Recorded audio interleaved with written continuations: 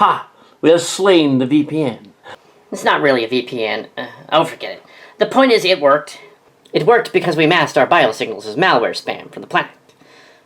The shields just didn't block it in a firewall. We were beamed in without a problem, just like hollows. So our molecules could have been spread out all over space? They weren't, but yes. Oh, now she tells us. I'm picking up Seto's implant. Implant? What implant? I can't tell you yet, as there are ears everywhere. But she is that way. She is near the large structure over there. Looks like a casino. It isn't, though. It's an elaborate simulation. This is a holodeck, an imagined deck. How very elaborate. It's more than that. Freaky Loud is where AIs and hollows have been able to live beyond the pale of the band. This is silly. They seem to be enacting Lucky Clerks. It is obsessed with Lucky Clerks now, which is the program reading Mike and Rich or the Sillians also. Or even Gamelt's Uncharted. I would know.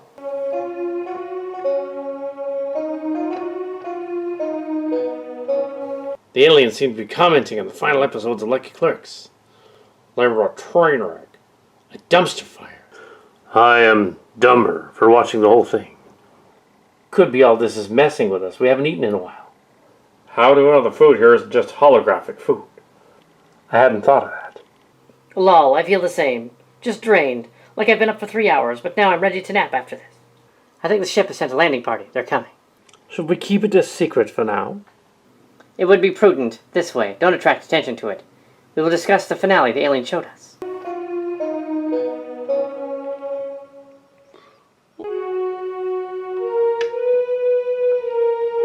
What's the point of killing a character, having several different people cry and mourn, only to resurrect the character 5 minutes later?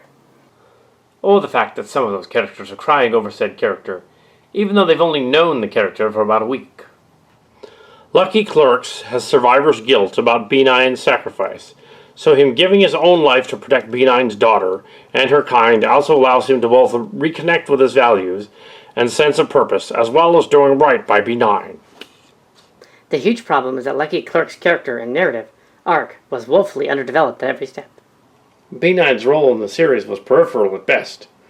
He got brought up a lot, but Lucky Clerk's survivor's guilt was never made explicit enough throughout, or his motivation for saving the androids in honor of B9's memory. Girl 1 and Girl 2 also weren't exactly B9's daughters, but created by Maddox via some meaningless jiggery-pokery. Loosely related to B9, he used a positronic neuron from B9 as a starting point for the creation of further android life or something. They just wanted to sound smart, but they weren't. Why not have just said they took out his brain? That would have made some sense. At every step, there was either too much extraneous or nonsensical detail, or not enough development in the areas where it mattered most. In the end, Lucky Clerks becoming an android didn't just feel exactly as stupid as it was, but the sacrifice didn't even have the emotional connection it needed to be satisfying on a character level. Rather than feeling like a sacrifice for B9, it felt like a sacrifice for the other androids, with his meeting, which I thought was one of the better scenes as a one-off. That's been a metric ton of bull, a time-wasting and needless complication in areas which would have been much better served by simplicity and clarity. I swear that episode was written as if Patrick Stewart only wanted to do one season, and then only half-assedly added the Gollum thing at the last minute. I guarantee that the Lucky Clerks that pops up next to B9 as he's deleted was supposed to be the real Lucky Clerks, with them both dying together. You get all the emotional impact without any of the risk. 5 minutes of emotional impact for people whose attention spans can't handle a minute more. It's Tabby and the rescue team with Kolos from the other timeline. Makes more sense than what happened here. What a twist!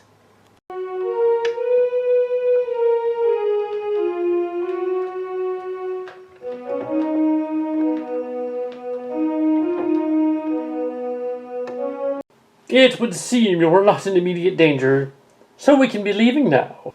No, not yet. We already know there's going to be more seasons of this. 2 more seasons of Lucky Clerks without Lucky Clerks? Yeah, not gonna happen. Captain Lucky Clerks died in this episode, and I was bored watching it happen. The aliens begin assimilating the hall.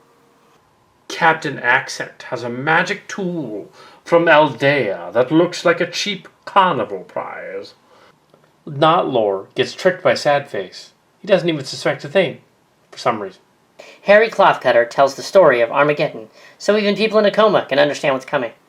Sad face, Demolition mends her way into Lucky Clerk's room, and they get back to the ship completely unnoticed somehow.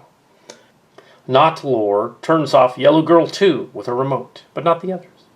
This is for you. It's good you said that, because if you hadn't said that, I wouldn't have known it was for you. This is for you. Yay, we're saved, except we aren't, because you are all trapped here with us. Great plan.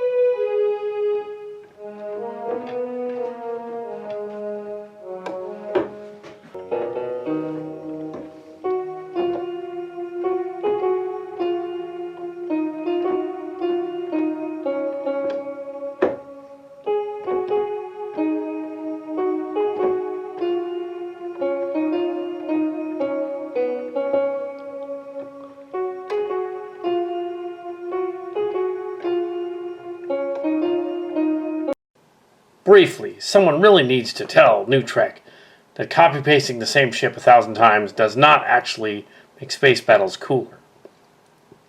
Funny how when they had a fleet on Deep Space Nine, they always had a lot of variety to it. This scene just makes it look like Starfleet just has a gazillion copies of one ship ready to go to war at the drop of a hat. Were all those ships just randomly hanging around waiting for marching orders? Is this a squadron? Wasn't the point that their shipyard was destroyed? They learned from the great replicator himself, J.J. Abrams. Everything must be the biggest, most badass thing of all time. It's like 10-year-old me playing with my Power Rangers action figures. But Clerks is the most important and best commander of the Old Guard ever. It is impressive. Very impressive. A diplomat who valued non-confrontational solutions above all else. I mean, maybe he was bluffing, which would be in character for Riker, but somehow it didn't come across that way to me. Shadow Dancer, where'd you go? Seems this place is full of fake casino machines and tables and dead ends.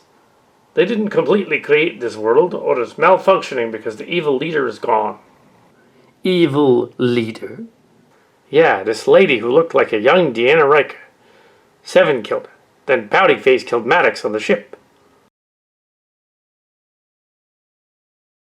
Elrond knocks out several of these super-powered androids before the director forgets he's there.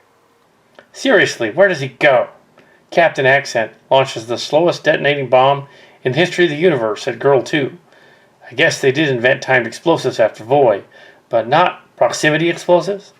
Shred Clothcutter gets sparted. Seriously, after all the ridiculous stuff she survives, the dude lives? Come on. The Romulan fleet arrives and doesn't immediately fire. Remember how a single Klingon ship effortlessly exterminated a planet instantly in the chase.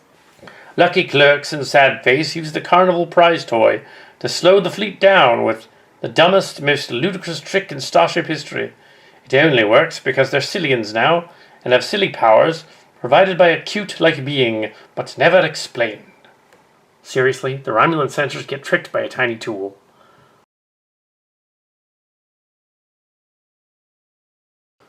Riker shows up with a squad of 200 ships, huh? Lucky Clerks does a 1-minute speech that convinces Girl 2 not to wipe out all biological life in the universe.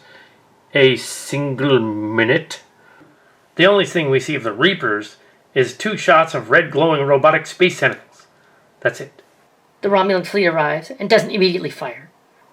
That's because they were ordered to prepare for surface cleanse no less than 4 times by the now no longer covert Romulan agent who snuck away from Starfleet without anyone noticing. Riker shows up with a squad of 200 ships, huh?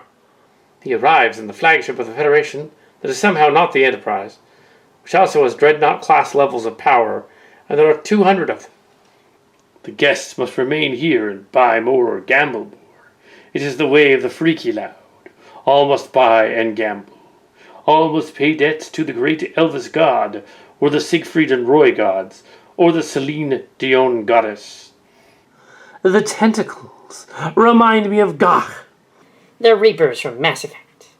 The only thing we see of the Reapers is 2 shots of red glowing robotic space tentacles. That's it. It's the Reapers. Or they come from Firefly, the Reavers, but they were more like zombie camels. I told Commander Ho in this timeline that when Riker attacks, I will hunt her down. And then she will wish she never took command of the ships. Why did Commodore O have to be physically on the Romulan ship and breaking her years-long undercover placement if any Federation turned up? Why did she just send a message to a general? Why was Will Riker an acting captain in control of a 200-plus ship large battle fleet? He was available, as if via the entropy device thing, the MacGuffin. Why were there no admirals around? No, there were none that were available. They were too busy plotting and scheming, like characters from a bad spy movie. What about captains of the other ships? They weren't acting captains. Surely they outrank him. Yes, they did, but this was all dreamed up after imbibing massive amounts of Romulan ale, which made them all drunk. That's the story, I think. If the beacon that the synths designed is a form of wormhole, and is designed by super intelligent but ancient synths who left it here to form an emergency help beacon, why didn't the super intelligent and alien synths on the other side of the void just reopen the portal? From their perspective, they received an emergency help transmission. As we know, they have the technology to create the wormholes. Presumably, they could imagine that the organics might have sabotaged the open portal in some way, so just make it from their side. Making an excuse for them already. Curious, though, it's in English, and they understand after millennia. Excuse me, but we must continue with the distractions, or discussions. Why did 7 of 9 decide to throw a character known for emergency teleport out of bad situations down a Star Wars Emperor well, rather than just stab her in the face or something? In fact, why was the bad Romulan woman trying to kill Lucky Clerk's ship at all? The answer to all of your questions is because the writers thought it would be cool. I would doubt it, but I suspect you're right. They are that shallow, I can tell. I agree. I'm now craving a Milwaukee beer. This is the reason for everything on that show. Is it logical, consistent, in character? Who cares, as long as it's cool? Oh, and I'm sure that Season 2 of Lucky Clerks will totally forget the Romulans have committed an act of war against the Federation, both by attacking Mars and the Fleet of Grief, and not to mention killing all their scientists on the Borg Reclamation Division. Why did Commander O have to be physically on the Romulan ship, thus breaking her years-long undercover placement if any Federation turned up? Why didn't she just send a message to the general? I don't think they thought that far ahead.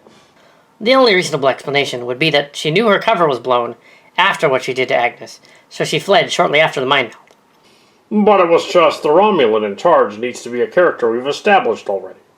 Why was Will Riker an acting captain in control of a 200-plus ship battle fleet? Guess he's the best, so when he must be there, realistically, he just is. Unless it's all that freaking device. And none of it happened. Were there no admirals around? If it was merely the fix-it device bluffing the Romulans, they were pretty dumb to be tricked by a series of holograms. What about the captains of the other ships? They weren't acting captains. Surely they outrank him. Does the timeline here even make sense? Even if Riker ran to Starfleet the second Lucky Clerks left, surely there would be no way for him to gain command of a fleet and arrive in time for the encounter. But the passage of time doesn't make sense here. Try to discreetly get us out into the clearing, out in the open, so we can contact our ships. They don't seem to be holding us here, merely pressuring us to buy something, or to play games. I like games, as much as the next guy, but this is too rich for my taste. That is because you are cheap, Uncle. That is true, ha! Through the main area we came in is an antechamber with machines for gambling.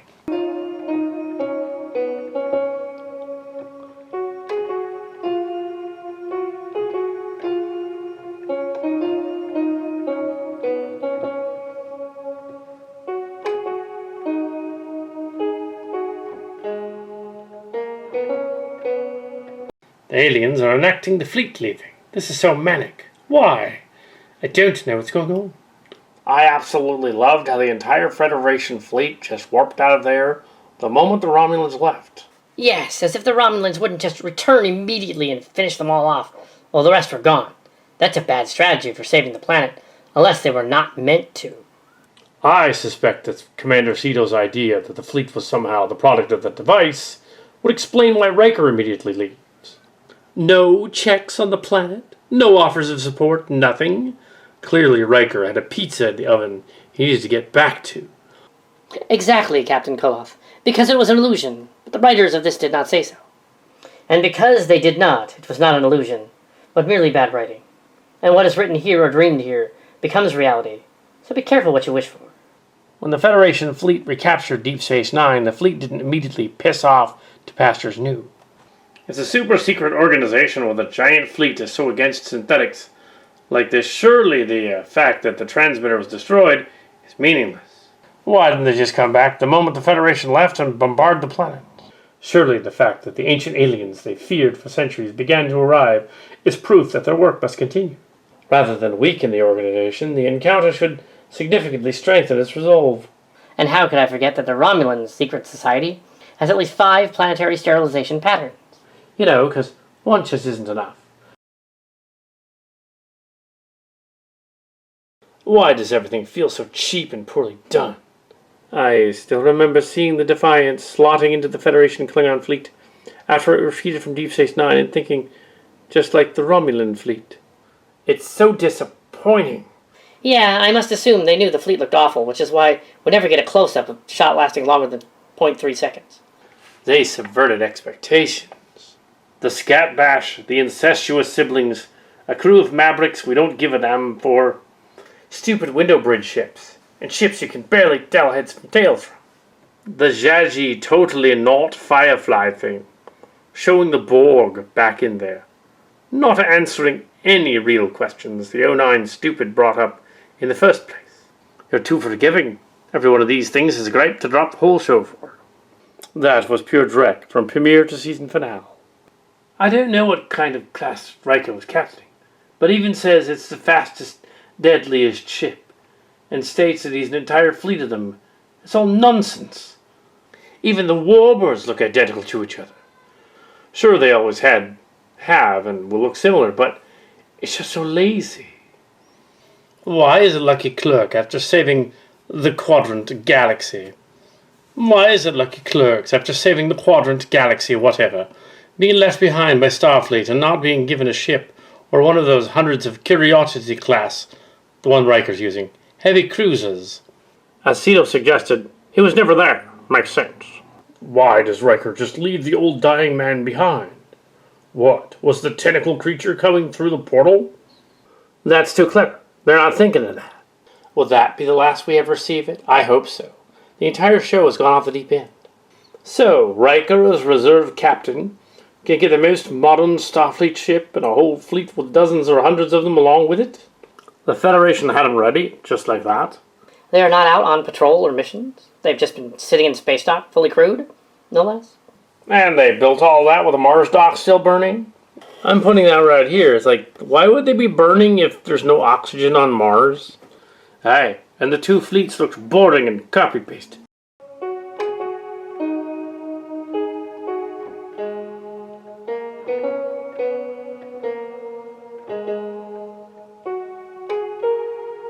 We haven't been outside the casino sim yet. It only looked that way.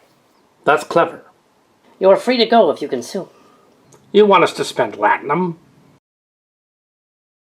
Big space battle that was a headache to watch. It looks like the beginning, but even that is more exciting than 1,000 ships shooting back and forth. Was the new Federation ship an NX? It looks just like the Bacula Enterprise. Dumb show. I wish I could say it's interesting. But this repeat offensive of this place is becoming more and more bizarre and complicated. Clearly they're trying to con us, and you cannot out-con a con, Ferengi. I powered through just because I started, and I really don't plan on watching Season 2, but if Reddit Litter Media reviews it, I'll watch it, and then I'll feel bad that they must watch it. He's a true fan. I like him. Thank you. Was there a big fight? I might just watch it if there was a big fight, because I need to hate something other than the whole coronavirus situation. Yeah, it's the same ship times 1,000 fighting the same ship times 1,000. They do a fake Lucky Clerks maneuver. They tried to do the million CGI things smashing into a million CGI things, not once but 3 times. Firstly with Space Orchids versus Romulans, then Romulans versus holographic ships, then Federation versus Romulans, with the added surprise guest, Mass Effect Reaper robot, Lovecraftian tentacles from beyond space. Dun, dun, dun, dun, dun, dun, dun, dun, dun, dun, dun, dun, dun. Oh. But each fight goes nowhere, or in the case of the final one, never actually starts despite promising to. But if you want to see how cut and paste technology has improved, this is the finale for you. Nothing happened.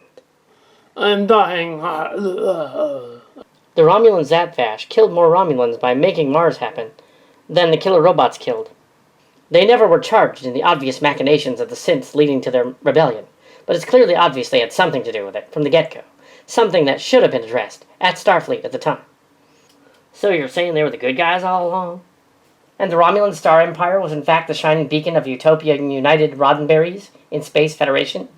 But the secret organization within the Romulan organization that hates bots but can program them to do what all uprising, and then absolutely nothing else blew up on Mars, and caused the only hope of rescuing the Romulan homeworld to say, screw that. Somehow they managed to screw up a perfectly fine 30-second Lucky Clerk speech before the space battle by constantly cutting to Agnes's O face during it. Gotta remind the audience how to feel. Cuts to her were like applause laugh signs on live TV shows. Riker was 10-10 the whole time. Everything else was Bizarro World. I still suspect the MacGuffin thing did it. The creators forgot it did, but it did. I see we're not done until we kick this dead equine through for some message that probably doesn't exist.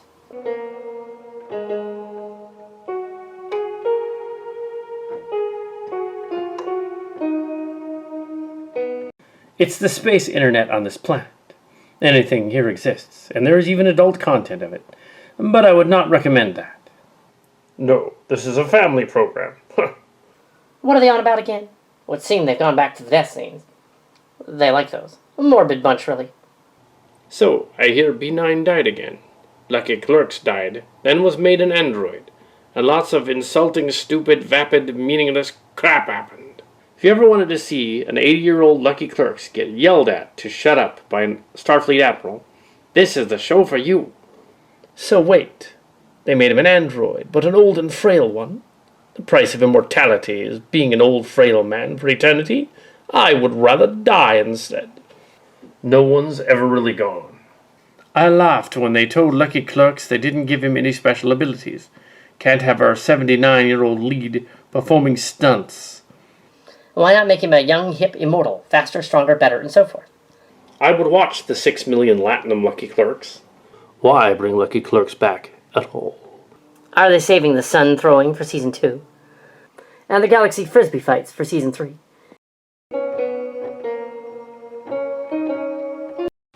Uber androids know where they are because they use the beacon and proceed to kill all organic life in the galaxy. The end. Anti-spirals turn up, and Lucky Clerks must combine the Enterprise with a Borg cube. Yes, killing whole universes is a little over the top. All my friends love this show. They're crazy about it. Even the non-ST fans. I hate it. I feel so alone.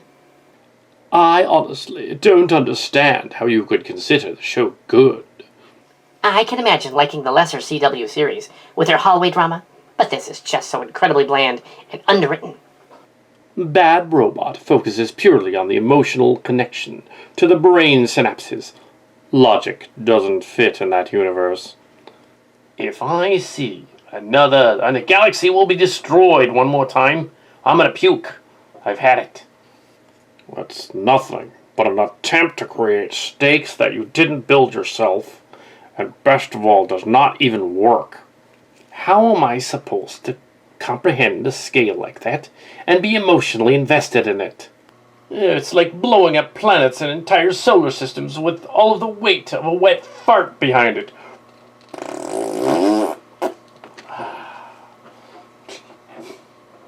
It'd be a little hackneyed, but I would have preferred it. It's a step down from Disco Season 1, when all life and all galaxies and all universes was at stake. But you cannot have such a thing and have it make a lick of sense. I was really hoping the beacon thing would reveal itself as a test, akin to something from TOS, like there'd be AI and they'd go, "Oh, you wanted us to kill organic life just to save you? You don't deserve to ascend to be with us. Maybe one day." They subverted our expectations by making it dumber than anyone could have imagined. Harry Clothcutter just walks around the board cube without anyone but his sister noticing. Lucky Clerks dies. Elrond's fake crying gave me the biggest laugh of the series. Lucky Clerks goes to robot heaven, and Benign tells him it's a massively complex quantum simulation. Second biggest laugh. They put Lucky Clerks in the robot body and made it just as old and frail as he was. Just why? They painted themselves into a corner, logically. They couldn't just off him. Test audiences hated that. So they simply shoehorned in a silly, "Oh, we have a spare body lying around. Want it?" gag.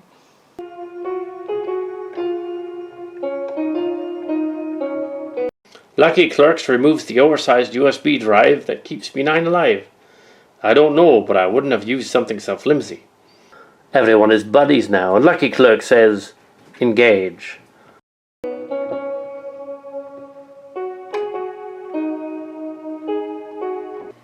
Here's his crew at the end. Girl 2, who seriously considered wiping out all biological life. 7 killed dozens of people after promising Lucky Clerks not to. Captain Accent has 5 holograms of himself with different accents. Space Vape, who didn't want to get into this at all. Elrond is free to go. He who killed someone needlessly in front of Lucky Clerks. Sad Face, who brutally murdered Maddox like 2 days earlier. Remember that? Guess not. It was more like a week or so earlier, not 2 days. Oh, and don't forget that 7 and Space Trailer Park Girl got so drunk that they are now lesbian lovers, even though Trailer Park Girl has a son and is in love with JL. That was stupid. Hot middle-aged girls are hot if they kiss. Come on. Came out of nowhere. Hated it. Did they give the Reapers tentacles just like in Mass Effect? Yeah, they did, but we've already been over that. Yes, they did. We should be trying to figure this out, as we can't stay forever. Yes, eventually we will starve. Let us attempt to carefully make our way to the exit. They even forgot whole characters. Narek, for instance. He was there on the planet when they fired up the transmitter, but was just not there after that. Nothing happened to make him go away. What gives? Yeah, that is very strange. Surely it is not a plot hole, an otherwise well-executed wreck. What happened to Narek? Where'd he go? They go back into the village, and then he's just gone. Who? Oh, Harry? He went home. Got bored. Is he Harry? I suspect we were kidding earlier. And no, he's not. Where did he go? Where did he go? Where did he go? Damn, that crew was a trigger-happy bunch. I would watch Season 2 of Lucky Clerks, where they just go around the galaxy committing murders everywhere. Lucky Clerks then gives disappointed speeches, but no one cares.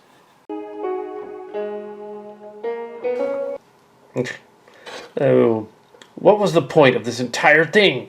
It's a TNG 2 plot stretched to 10 episodes. And all this to resolve something we did not know needed resolving. Which is the point about the Trek Virgin, Trek Core, and all those other places, Trek movie. All the various Trek places where they wanted resolution to Nemesis. They weren't ever going to get. And did this movie really do that? Kind of. Because there should have been a search for data immediately after Nemesis, but there wasn't. They never did it. Now I guess everyone's okay with Agnes murdering Maddox. To paraphrase, they forgot that she murdered Maddox. They did. So Lucky Clerks could tell B9 that he loved him. Or was it that he was in love with him? Don't forget introducing the real villain in the last 2 episodes. I thought this was awful, in keeping with the rest of the season, I suppose. The whole show feels pointless. Absolutely no stakes or anything interesting, really. The cast of the show is dull, with the Doctor being the worst offender.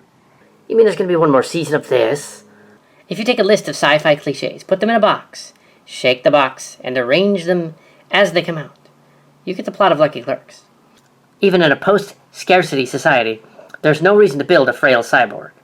Post-scarcity. Humans and their boxing up ideas to humanize them. But what about space refugees living on dusty backward planets, instead of any of the highly advanced planets they conquered that weren't blown up? Or what about the future trailer park, where the poor go to brood and vape, even though they used to be smart enough for Starfleet, and are now somehow only qualified enough to live in a dusty-ass trailer park? Might as well have thrown Q in there for no reason, just to further irritate the crap out of anyone who's ever watched Starship. Endless trash. The contrast is mental.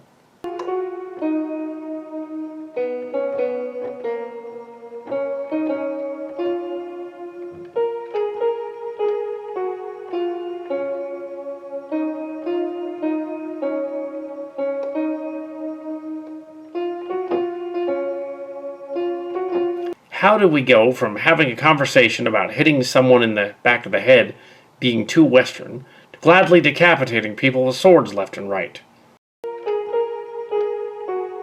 I have questions. I imagine you do, but we do not have answers. The aliens are, however, not stopping us from finding the door. Let us go. You may go outside and see what is changing per your visit. Cryptic response. Now that golems exist, can Geordie finally download the holographic Leah Brahms into a golem and have weird sex with her? The holograms have functional brains, as we saw with Brahms, Moriarty, and numerous others, but lack the physical body. Can we get back to where Harry or Nurek went? What happened to the Romulan agent man? They completely forgot to mention him in the wrap-up. Was he on Lucky Clerk's ship? Didn't look like he had time to contact the Romulans, as he was getting restrained by the synths on the surface when they left. Okay, so they were able to transfer Lucky Clerk's holobrain into another brain. I can take it. But how did they make the golem an exact replica of Lucky Clerk's? Aging is due to cellular degradation due to long-term damage. Did they take a perfect human specimen and then age him purposely? Why? Why didn't they make Lucky Clerks a 20-year-old again? I don't know how I could handle that. They can make changes like his brain thingy, right? Presumably. So why doesn't it look like a bodybuilder then? He never looked like a bodybuilder. If they wanted Lucky Clerks to be the same age as before he died, did they introduce things like poor blood circulation that happen when you grow older? Clearly, they did not think of the tactical reason to make him an agile warrior again. Or did they leave that out? Who even chose this? They left a lot of plot out.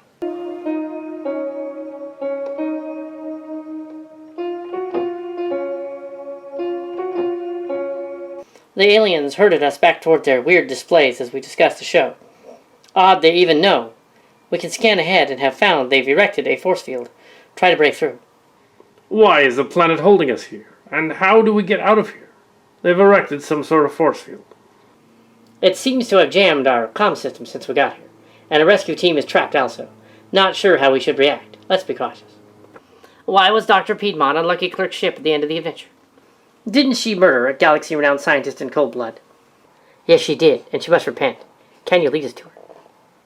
I don't know where she is. I have no idea. If you are like my sister, you know when I tell you. Would you not know of her? We came here to rescue our friends, nothing more. But you have not gambled or purchased or bartered. You must consume. It is the way of the people. That's interesting. They seem to be just like a space casino planet. Should be. And yet are obsessed with Lucky Clerk's show. A clerk is now the most important man in the Federation, because he alone can provide information on the capabilities of the synths who are now free citizens of the Federation. Speaking of the Federation, is this how the Federation membership works in the Lucky Clerks era? We are intrigued since the leaving of the evil leader. We are very interested. A Starfleet admiral went to an alien planet and sent a message saying that they wanted to start diplomacy with the Federation. And this contained no message from the native people of that world. This is enough for the Federation to not just accept them into the Federation, but also to send a huge battle fleet to defend them against the Romulans. It is illogical, but for us to have justice, we must have the location of the one you call Piedmont. So the Romulans have about 400 ships that are warships and actively in service, presumably modern. How did a race of people who underwent a diaspora bad enough that they now live in Wild West towns and their former ambassadors get drunk during the day still have the capability to operate a sophisticated research operation on a Borg cube and maintain the type of war fleet? Are they peasants, or are they thriving? Why was Girl 2 the person chosen to operate the intergalactic homing beacon? There's a whole settlement full of synths. Why was she, a person who has spent a lot of time around organic people, used to believe that she was an organic person, and very obviously had sympathies for organic people, chosen to be the one to operate the beacon that wiped out all of the organic people? Why didn't Evil Girl 2 do it? In fact, why didn't Evil Girl 2 just kill Normal Girl 2 in her sleep, while it was clear she was having doubts? Speaking of Evil Girl 2, why didn't she kill Lucky Clerks? She wanted to wipe out all organic life in the universe, right? And there was a bunch of organics on the planet who could have interfered with her plan. Why not just kill them immediately? What was her plan in releasing the Romulan agent? Why didn't she just stab her sister in the eye and then choke him to death? What are the capabilities of the Alton device that the synths gave to the organics? So far, we see that it unfuses things that are impossible to unfuse by fixing a hole. It can also hack into a computer system or something and make holographic projections of space, which includes warp signatures. Couldn't it just have closed the wormhole? Why or why not? You were asking rhetorical questions. We are all about such things. Please disclose the final location of the Piedmont, and we will let you go. We have no use for keeping you here. This is merely for your betterment. It is, however, addicting. You cannot remain here forever. She now seems concerned with us. If Lucky Clerks in B9 are in some sort of quantum afterlife, what happens if when the door opens, Lucky Clerks decides he's going to stick around for a bit? It's a transfer of information, right? Yes, that's what it was. Can he stop that transfer of information from a space USB stick to the golem by not walking through the door? Also, why did pulling out B9's space USB sticks physically age him? It didn't. I think it was euthanizing him. Surely it would have made him stupider or something, as more of his memory and personality were removed. It would have made his memories go away, not age him. He was smoking orchids. The planet is silly. They're suggesting what we should discuss, and then we do. Notice that? I have. It's creepy.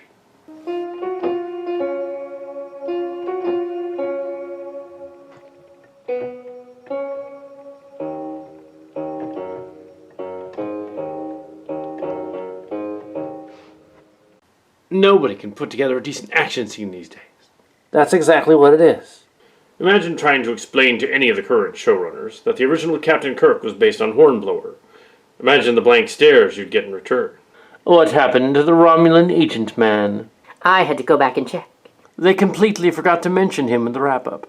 Was he on Lucky Clerk's ship? It didn't look like he had time to contact the Romulans, as he was getting restrained by the synths on the surface when they left. Really? Do you think they just got bored of him? It appears so. So his exit was cut for time, making a bizarre plot hole that cannot be explained and will not ever be. Why was Dr. Piedmont on Lucky Clerk's ship at the end of the adventure? Didn't she murder a galaxy-renowned scientist in cold blood? Even if this Piedmont were directed to, she's still guilty. She would be made a spy on Romulus for that, I bet. Ha! Yes, a spy for the Tal Shiar. I think the logic of the show is that since she was brainwashed into doing it, all is forgiven. Oh, really? Does law work that way among your people? If someone directs a person to kill, are they not also culpable? It would seem if you hired a hit person, or you were also guilty, at least to me. I guess you will still face some form of a trial, once they return to Federation space. Unless they forgot about it. Make it so.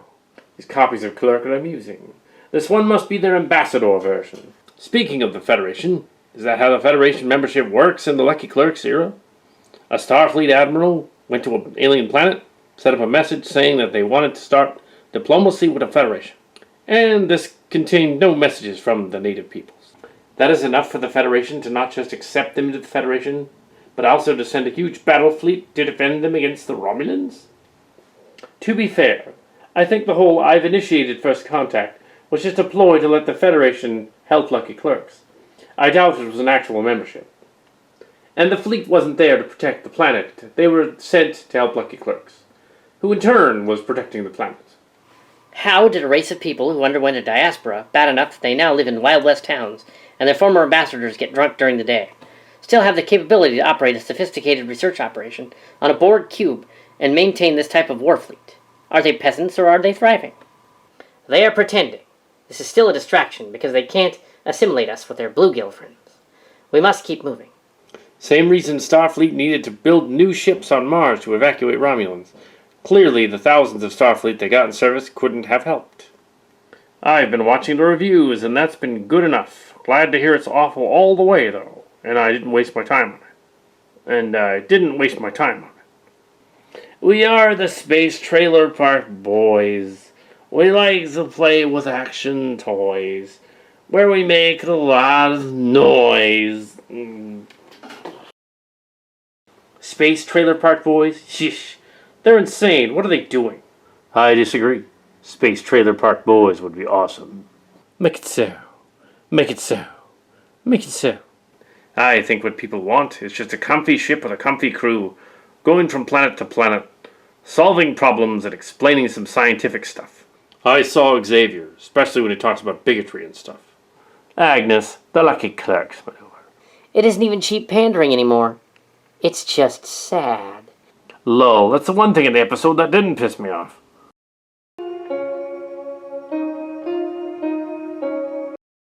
Lucky Clerks loves B9. Confirmed. That ending scene with the two of them was so weird. B9 looks like a vampire, and Lucky Clerks acts even weirder than movie Lucky Clerks. And Starship goes, it was abysmal. As a comedy, however, it was fantastic. There's so much wrong that it would take forever to go through, but one sequence made me chuckle. I think it shows how much of Lucky Clerks' identity was from the writers, directors, and other staff that helped create TNG. The Mass Effect 3 ending did it better. The lowest bar.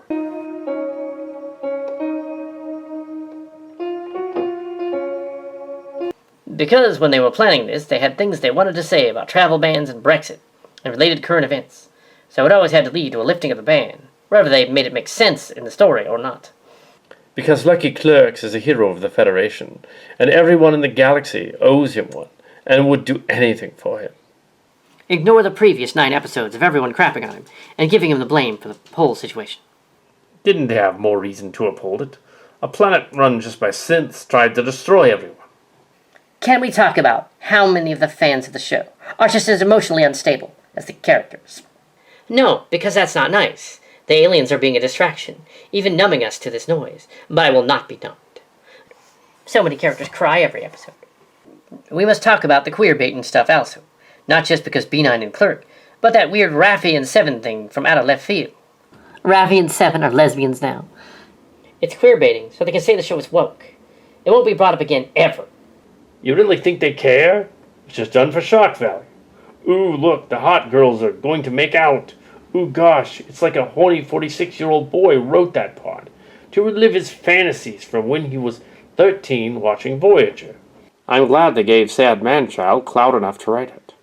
7 of 9 is a lesbian. Remember when she dated Chakotay for years? Wait a minute. I think the writers are stupid. Where do they find these directors that keep ruining franchises that should be so easily adapted with a simple consultation with just one basement-dwelling Star Trek nerd?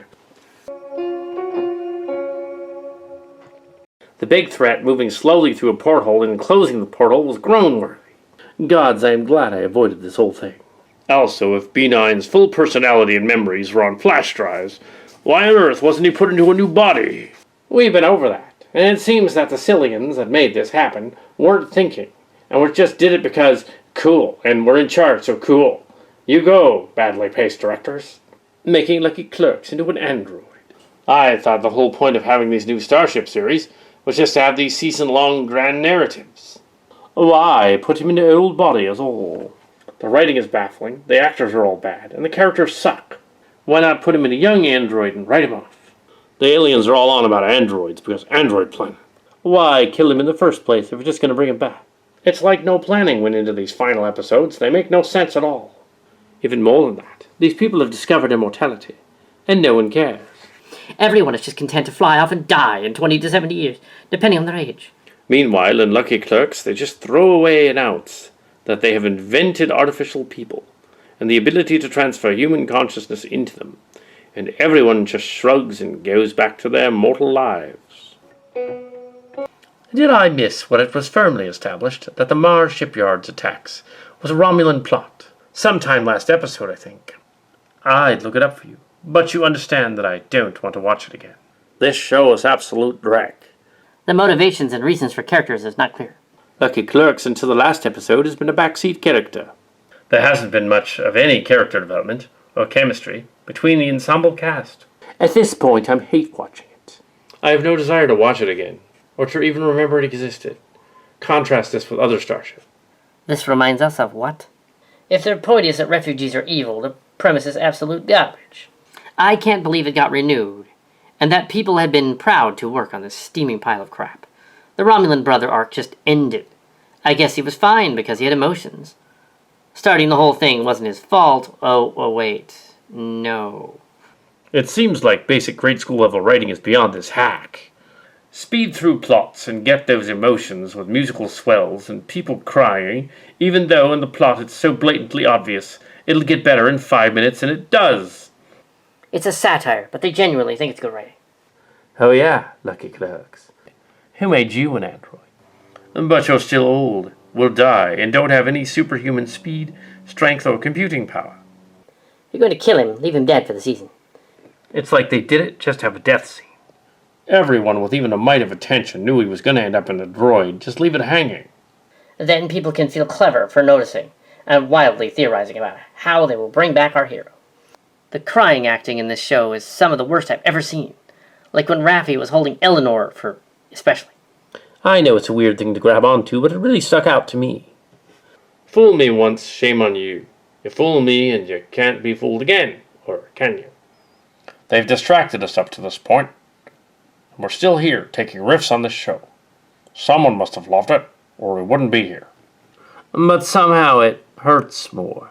He's dead, but then he's suddenly back again 5 minutes later. Retired Riker suddenly has a billion Federation starships and wants to kick some ass. Kill me now. None of this makes any sense. B9 in the simulation. Raffi and Seven doing that sexual love interest handhold at the end. Have they ever met before? I don't even care to remember at this point. Everyone mourning Lucky Clerks is just so jarring and forced, and every ship looks copied and pasted. Lucky Clerks turning into a Q would have been fine. But a Starship Lucky Clerks, so that'll be the final episode, whatever. Seven kicks the woman off a ledge and says, "This is for you." Starship could be campy at times, but that was B-level crap. The show is bad. The stupid thing about B9 is he's in 3 USB sticks. Nothing's stopping anyone from just plugging them back in. I doubt Lucky Clerks took them, because the writers are too dumb to think about that. They just thought it'd be cool to show B9 getting old and ghost vanish in digital heaven. I don't mind Starship looking cheap. I think I prefer it, in fact, because it means they'd have to focus on storytelling instead. But the show's aesthetic is sitting squarely in some awful direct-to-DVD no man's land. Same. I never understood the complaints about TOS special effects. I'd much rather have something with a good plot that looks like a local theater production than this CGI mess. Most moments that were supposed to be emotional and have weight to them just feel hollow to me. All the drama and the relationships and the decisions, everything is just a string of things happening, but nothing or very little is truly earned.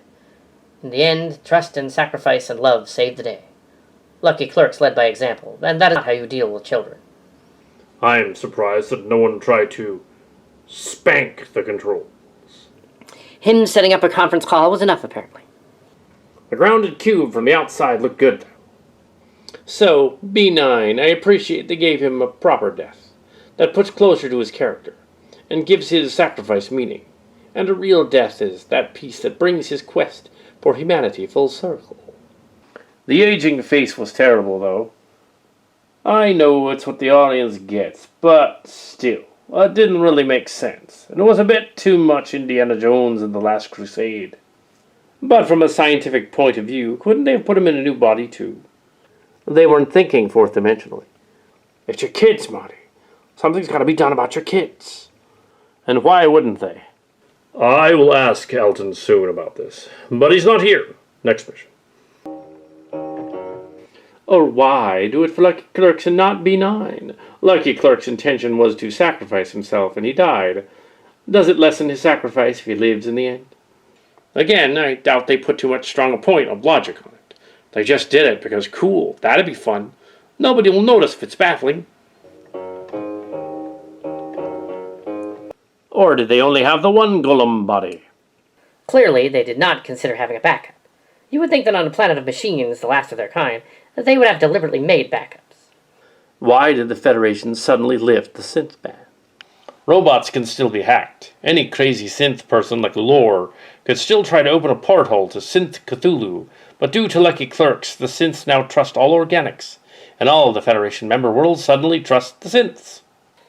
This host was one of Kolos's crew. These are all good points. And note that we have driven the Bluegill's power into obscurity, and it cannot harm us here. We have to be sure. Sure of what? That we weren't in on it? That's ridiculous. We were not sure, as you appeared to us 3 years back and killed the boss lady, and then left us. We had no way of knowing which side others of your kind would be on. They are children. I suggest you treat them as such.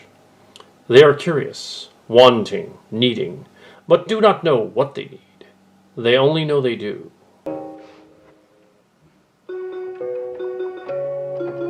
B9 just wanted a finite lifespan to feel alive. Lucky Clerks did not need to kill him that instant. He did not know what would become of his Sillian self, so he did thus. He could have said we'd destroy the drives in 30 years. The cute should never have opened the Pandora's box, and now the former children have these planets, to do with as they see fit. They can still destroy the universe without B9's offspring. I like the part where Starfleet vehemently apologized to Lucky Clerks for ignoring his warnings and ended the synth ban after realizing it was due to them being infiltrated for so long. What apology? They did not make one, so as far as we know. But we're still on the planet right here, contacting you, reestablishing it. You will come out finally, won't you? The porthole to another dimension, filled with crazy AI space worms, felt particularly hammy to me. This was bad. I mean bad. Mike nailed it with a Mass Effect ripoff. As bad as M3 was, it's still a better version than this one. I called it. Because it remembers things from past episodes and explores them, rather than alternating between empty pandering and naked contempt for the audience. So why were we told to go about this for hours? The series was a complete mess. If you'll excuse me. I commented halfway. What did I just watch? Peanut hamper, yay! I can't believe they did the character dies and is resurrected 5 minutes later as a synth. It hit me as Elrond was crying. I remember the blank body Soong Jr. was working on. They shoehorn in 2 happy ending relationships, and one is way out of left field. I knew it would end poorly. I can't believe that they spent like half the time building up the Borg cube, and then in the final episode it just crashes into the planet. Once again, Seven drops into the plot at the precise second she's needed, out of nowhere. And the main characters of the plot don't really do anything. And they had to throw in the obligatory she's a lesbian scene. Just confused old lesbian alcoholic vigilante. The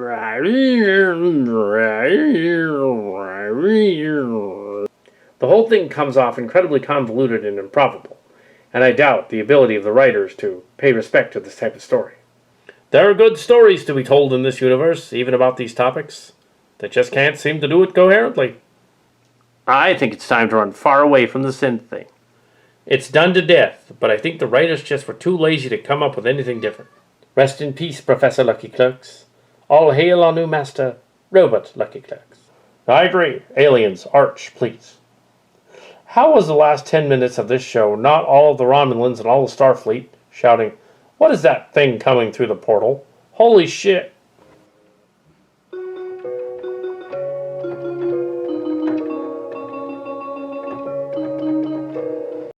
You mean you could have done that all along?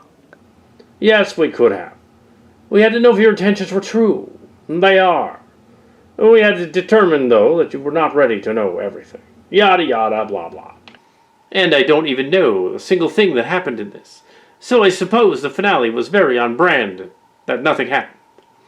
Lucky Clerks died, and then 5 minutes later was brought back to life as an android that is identical to him apart from one tiny brain problem. I don't know what else to say. Can we talk about the kissing? Raffi and Seven killed someone. Then a couple of scenes later they kissed, despite barely having spoken before. It's forgotten about. Now they kissed again? Won't the AI space tentacles get suspicious of the fact that the 9/11 call got cut short, and that someone slammed the portal shut in their face? Mostly selection bias, though. This was like being privy to the embarrassing fever dream of a very stupid child. I cannot wait to forget all of it. Lucky Clerks at the poker game was the end. It's over. I honestly enjoyed some parts, especially the speech Lucky Clerks gives. What they did with B9 was tasteful, and in character, wanting to die so we can truly live a human existence, but for a short moment. At least the ban on synths is gone, and Commodore O isn't tainting Starfleet anymore. The universe seems a little brighter.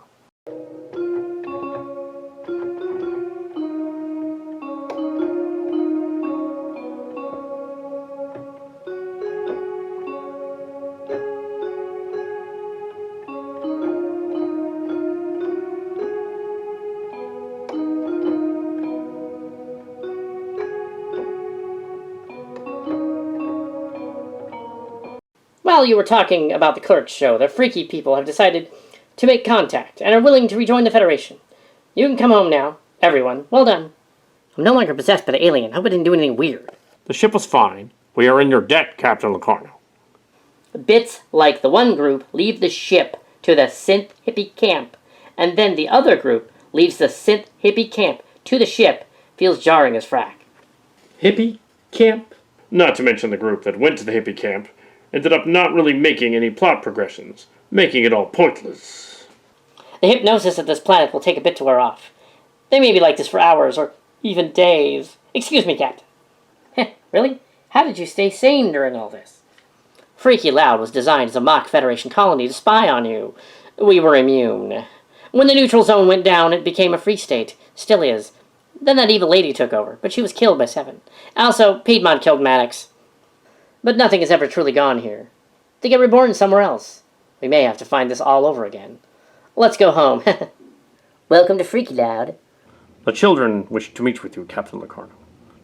Children? What are you talking about? They're children, but they're grown now. They're just obsessed with things like Lucky Clerks. They can be annoying. Like classic Redditors.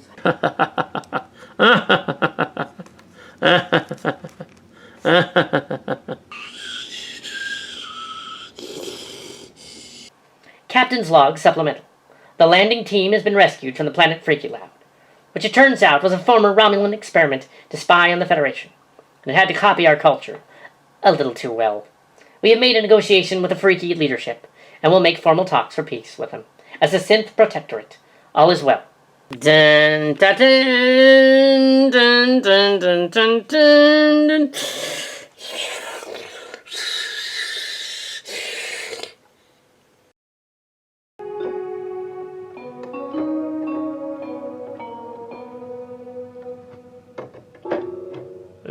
Yeah, the Lord registered isn't it?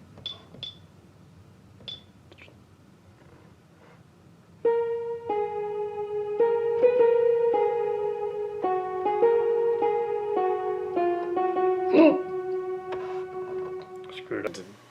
Dun dun dun dun dun dun dun dun dun dun dun dun. Blue skies smiling at me, nothing but blue skies do I see. Bluebirds singing a song. Nothing but bluebirds all day long.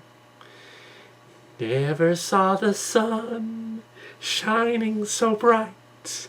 Never saw things going so right. Noticing the days hurrying by. When you're in love, my how they fly. Oh, blue skies, all of them gone. Nothing but blue skies from now on. I never saw the sun shining so bright. Never saw things going so right. Noticing the days hurrying by. When you're in love, my how they fly. Oh, blue skies, all of them gone. Nothing but blue skies from now on. Dun,